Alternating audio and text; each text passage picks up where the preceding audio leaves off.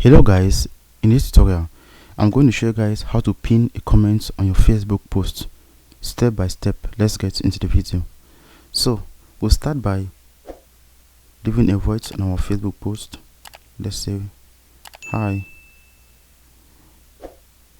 So as you can see, it was supposed to be at the top corner here at the first comment on this page. So you can see it is right down.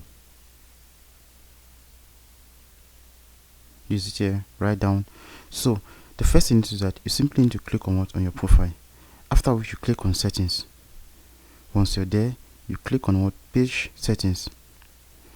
Once you get there, you click on public posts, after which you scroll down, and you are going to see show more relevant comment first. Simply need to enable this.